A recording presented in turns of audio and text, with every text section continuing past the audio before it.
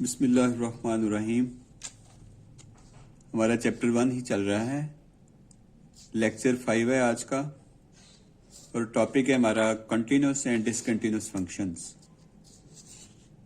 आज हम करेंगे exercise 1.4 with examples given in smart syllabus. सबसे पहले हम कंटिन्यूस फंक्शन को डिफाइन करते हैं। A function f(x) is said to be a continuous function at a number c if and only if the following three conditions are satisfied। उसमें पहली condition क्या है कि आपका जो फंक्शन है f(x) वो डिफाइन होना चाहिए at the given number x equal to c। Number 2 पे है कि उस फंक्शन की लिमिट एग्जिस्ट करनी चाहिए और नंबर 3 पर कि अगर उस फंक्शन की लिमिट एग्जिस्ट करती है at certain point c then उस फंक्शन की लिमिट उस फंक्शन की वैल्यू के बराबर होनी चाहिए। ये अगर 3 कंडीशन सेटिस्फाइड होंगी किसी फंक्शन में तो वो फंक्शन कंटिन्यूस फंक्शन कहलाएगा। इनमें से एक भी कंडीशन अगर फुलफिल नहीं होती तो वो फंक्शन कंटिन्यूस नहीं होगा। That is called discontinuous function. तो इसकी डेफिनेशन क्या होगी फिर डिसकंटिन्यूस फंक्शन की? इफ वन और more of these 3 conditions fail to hold at x equal to c then the given function f(x) is said to be discontinuous at c।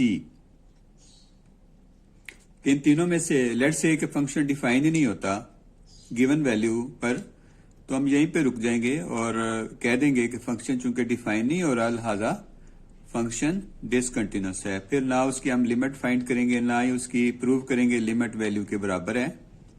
एक ही बात, यानी तीनों में से एक भी कंडीशन अगर फुलफिल नहीं हो रही या x इक्वल टू c पे होल्ड नहीं हो रही तो इट मीन्स कि गिवन फंक्शन हमारा जो है वो कंटिन्यूस नहीं होगा, डिसकंटिन्यूस हो जाएगा। एग्जाम्पल 4 है आपके सिलेबस में।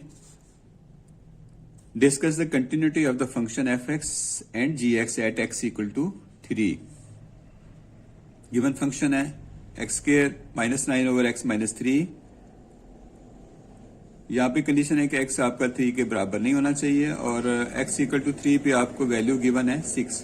तो सबसे पहले हम देखते हैं कि इस फंक्शन की जो वैल्यू है 3 पर x इक्वल टू 3 पर वो डिफाइन है 6 है, लिहाजा फंक्शन डिफाइन हो जाएगा eight the given value of x। ये पहली कंडीशन इसकी सेटिस्फाई हो गई। और दूसरे नंबर पे हम उसकी लिमिट को देखेंगे। Limit of the function when x approaches 3। अब x² -9 ओवर x - 3, x² -9 को आप लिख सकते हैं x + 3 into x - 3। x + 3 into x - 3 और सिमिलर फैक्टर कैंसिल होने के बाद x + 3 रह जाएगा। यहाँ पे आप x को 3 रखेंगे तो 6 वैल्यू आ जाती है। अब देखें कि फंक्शन की जो लिमिट है वो भी 6 है और उसकी वैल्यू भी x इक्वल टू 3 पर 6 है। लिमिट और वैल्यू दोनों बराबर आ गई, लिहाजा फंक्शन आपका कंटिन्यूस हो जाएगा। सेकेंड बी पार्ट में g(x) आपको दिया हुआ x² -9 ओवर x - 3 कहता है x is not equal to 3। In this case, we see that the given function is not defined at x equal to 3। अब ये देखें कि जब हम डायरेक्ट x 3 पुट कर देते हैं इस गिवन फंक्शन में तो 0/0 फॉर्म आ जाती है। 0/0 फॉर्म फंक्शन को डिफाइन नहीं करती, लिहाजा एट x इक्वल टू 3 पे ये फंक्शन आपका डिफाइन नहीं होगा, लिहाजा g(x) is known as discontinuous function at x equal to 3। Example 5 में आपको ये फंक्शन दिया हुआ x - 1 if x is less than 3, 2x + 1 if x is greater than 3 और इक्वल टू 3। ये ग्रेटर देन हो जाएगा, x ये लेस देन का सिंबल है तो ये x 3 से ग्रेटर हो जाएगा और इक्वल भी है। x इक्वल 3 पे हमने चेक करना है। गिवन फंक्शन आपको गिवन है x - 1 जब x लेस देन 3 है और 2x + 1 जब x ग्रेटर देन 3 और इक्वल टू 3। अब हम इक्वल टू 3 दर्ज करते हैं इस फंक्शन में तो वैल्यू हमें 7 मिल जाती है। ये डिफाइन हो जाती है वैल्यू। जब हम x को 3 पुट कर देते हैं तो हमें 7 एक फाइनाइट डेफिनेट वैल्यू मिल जाती है। सो कंडीशन 1 आपकी सेटिस्फाइड हो गई। नंबर 2 पे हमने इसकी लेफ्ट हैंड लिमिट और राइट हैंड लिमिट्स फाइंड करनी है। Left hand limit x less than 3 पे आएगी और लेस देन 3 को आपने 3 के ऊपर माइनस का निशान डालकर एक्सप्लेन करना है कि इसके ऊपर जो माइनस का निशान है 3 के ऊपर, ये जाहिर करता है कि आपका जो x है वो 3 से लेस है। जब 3 से लेस x होगा तो उसके लिए x माइनस 1 गिवन फंक्शन है, यहाँ पर आप 3 दर्ज करेंगे तो 3 माइनस 1 2 के इक्वल आ जाता है। और जब हम ग्रेटर देन 3 पे चेक करेंगे तो ये 7 आ जाता है। अब देखें कि लेफ्ट हैंड लिमिट और राइट हैंड लिमिट दोनों इक्वल नहीं आ रही। यहाँ लेफ्ट हैंड लिमिट आपके पास 2 है और राइट हैंड लिमिट 7 है। आपकी कंडीशन 2 जो है वो सेटिस्फाई नहीं हो रही, यानी फंक्शन की लिमिट एग्जिस्ट नहीं करेगी। याद रखें, जब फंक्शन की लेफ्ट हैंड लिमिट और राइट हैंड लिमिट्स इक्वल नहीं आती तो कंडीशन 2 आपकी सेटिस्फाइड नहीं हो रही, जिस वजह से हम कहते हैं कि फंक्शन जो है वो आपका डिसकंटिन्यूअस हो गया।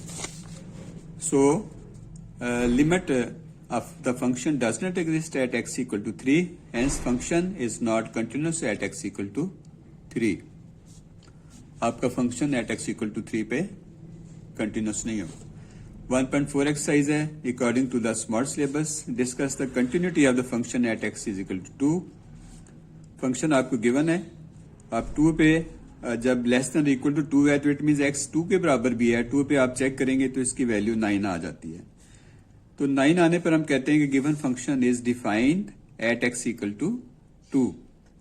उसके बाद हम इसकी लेफ्ट हैंड और राइट हैंड लिमिट्स फाइंड करते हैं। Left hand limit less than 2 पे आएगी, 2x प्लस 5 में x की जगह पे 2 रखेंगे तो 9 आ जाता है। प्लस 2 रखेंगे यानी ग्रेटर देन 2 रखेंगे तो फिर भी वैल्यू आपकी 9 आ रही है। अब देखेंगे left hand limit right hand limits दोनों इक्वल हैं, लिहाजा उस फंक्शन की लिमिट एग्जिस्ट करेगी। ये क्राइटेरिया है किसी फंक्शन की लिमिट एग्जिस्ट करने के लिए कि उसकी लेफ्ट हैंड लिमिट और राइट हैंड लिमिट्स दोनों सेम आनी चाहिए। जैसे इस केस में आप देखें कि लेफ्ट हैंड लिमिट हमने निकाली वो भी 9 है और राइट हैंड लिमिट निकाली तो वो भी 9 आ रही है, लिहाजा इस फंक्शन की लिमिट एग्जिस्ट करती है। अब देखें कि जब लिमिट एग्जिस्ट करती है तो उस फंक्शन की लिमिट उस फंक्शन की वैल्यू के इक्वल आ रही है। ये भी 9 है और उसकी वैल्यू जो हमने स्टार्ट में निकाली थी वो भी 9 है, लिहाजा कंडीशन तमाम कंडीशन सेटिस्फाई हो गई तो हम ये कंक्लूड करते हैं कि गिवन फंक्शन जो है वो कंटिन्यूअस फंक्शन है। क्वेश्चन 3 आपके स्मार्ट सिलेबस में मौजूद है। फंक्शन गिवन है, इसकी कंटिन्यूटी के 2 और -2 पे हमने डिस्कस करना है। तो डायरेक्ट सबसे पहले हम इक्वल टू 2 पे, ये इक्वल टू 2 है, इस पे आप वैल्यू चेक करते हैं। 3 एक फाइनाइट डेफिनेट वैल्यू आ जाती है। इट मीन्स के फंक्शन आपका x इज इक्वल टू 2 पे डिफाइन हो जाता है। अब उसकी लेफ्ट हैंड और राइट हैंड लिमिट्स निकालें, दोनों सेम आ रही हैं, फंक्शन की लिमिट सेम आ रही है, लिहाजा उस फंक्शन की लिमिट एग्जिस्ट करती है और उसकी वैल्यू भी 3 है और left hand right hand limits भी 3 है, लिहाजा फंक्शन आपका कंटिन्यूस हो गया at x equal to 2। Further -2 पे हमने देखना है क्योंकि 2 पे और -2 पे दोनों पे हमने डिस्कस करना है इसकी कंटिन्यूटी को। 2 पे तो आपने डिस्कस किया तो फंक्शन कंटिन्यूस हो गया। अब हम -2 पे इसको देखेंगे। पहले सबसे हम -2 इक्वल टू पुट कर देते हैं वैल्यू निकालने के लिए, -6 आ जाता है। लेफ्ट हैंड लिमिट निकाली -6 और राइट हैंड लिमिट निकाली वो 3 आ गई। अब इस केस में देखें कि लेफ्ट हैंड लिमिट आपके पास -6 है और राइट हैंड लिमिट 3 है, दोनों सेम नहीं है, both are not equal to each other, तो we conclude that limit of the function does not exist। ये क्राइटेरिया याद रखिएगा, किसी फंक्शन की लिमिट एग्जिस्ट करने के लिए उसकी लेफ्ट हैंड लिमिट और राइट हैंड लिमिट्स दोनों इक्वल होनी चाहिए। तो इस केस में दोनों इक्वल नहीं है, लिहाजा उस फंक्शन की लिमिट एग्जिस्ट नहीं करी। और जब लिमिट एग्जिस्ट नहीं करेगी तो गिवन फंक्शन क्या हो जाएगा बेटे? Discontinuous. So this function is not continuous as x equal to 2 -2। Last question है आपका क्वेश्चन नंबर 6। ये फंक्शन गिवन है, याद रखेंगे जब भी आपको दिया होगा कि 2 के इक्वल नहीं है तो हम सबसे पहले उस फंक्शन की लिमिट फाइंड करेंगे। यहां पर हमने k की कीमत निकाली है। So the function is continuous at x is equal to 2। तो सबसे पहले बेटे हम x इज इक्वल टू 2 आपको दिया हुआ है, नॉट 2 दिया हुआ है, दादा हम इसकी लिमिट फाइंड करेंगे एट x अप्रोचेस 2 पर। तो इसको रैशनलाइज कर लें। रैशनलाइजेशन क्या है कि आप इसी को प्लस करके उसके साथ डिवाइड और मल्टीप्लाई कर दें। ये देखें, मल्टीप्लाई और डिवाइड किया, सिंप्लीफाई किया तो हमारे पास आ गया x minus two over x minus two, 2x plus 5 का स्क्वायर रूट और प्लस x प्लस 7 का स्क्वायर रूट। सिमिलर फैक्टर, दोनों सिमिलर फैक्टर आपके कैंसिल हो रहे हैं और जो रिमेनिंग है उस पर आप x को रिप्लेस करें 2 के साथ तो हमारे पास 1/6 वैल्यू आ जाती है। ऐसा फंक्शन इज, ये आपको गिवन है कि फंक्शन क्या है, कंटिन्यूस फंक्शन। और जब बेटे फंक्शन कंटिन्यूस होता है तो उस फंक्शन की जो लिमिट है वो वैल्यू के बराबर होती है। तो वैल्यू आपने देखा कि x इक्वल टू 2 पे आपको गिवन है k, ये वैल्यू है। जब आप x को 2 पुट करेंगे तो ये जो गिवन वैल्यू होती है, नंबर जो होता है वो उसकी वैल्यू होती है। तो यहाँ लिमिट की जगह पे आप 1/6 पुट कर दें और वैल्यू की जगह पर k, so we get the value of k that's equal to, value of k फिर क्या आ जाती है 1/6। So it's all about your exercise 1.4, also all about your chapter 1। ये 1.4 तक ही आपके सिलेबस में मौजूद है, 1.5 नहीं है। तो 1.4 तक बेटे आपको जितने भी स्मार्ट सिलेबस के मुताबिक एक्सरसाइज, क्वेश्चंस, एग्जाम्पल्स थी वो मैंने आज आपको कंप्लीट करवा दिया है। तो नेक्स्ट टाइम इंशाल्लाह हम चैप्टर 7 को स्टार्ट करेंगे। एक मैं आपसे बात शेयर करूंगा बेटे कि जब आप ये लेक्चर अटेंड कर लें उसके बाद इन क्वेश्चंस को आप बुक से देकर जरूर अटेम्प्ट करने की कोशिश किया करें या एटलीस्ट एग्जाम्पल्स और डेफिनेशन जरूर देखा करें। तो in case of any difficulty, in case of any problem, आप जिस दिन गूगल क्लास होगी उस दिन आप कोई क्वेश्चन पूछ सकते हैं, कोई डिस्कस कर सकते हैं, कोई चीज़ आप कोई क्वेश्चन जरूर पूछा करें। आपकी गूगल क्लास इसीलिए होती है, शेयर करने के लिए आपके जो प्रॉब्लम्स हैं। अपने तौर पर आप घर बैठ के जरूर ट्राई करें, इन क्वेश्चंस को सॉल्व करते रहा करें। Thank you so much. अल्लाह हाफिज़।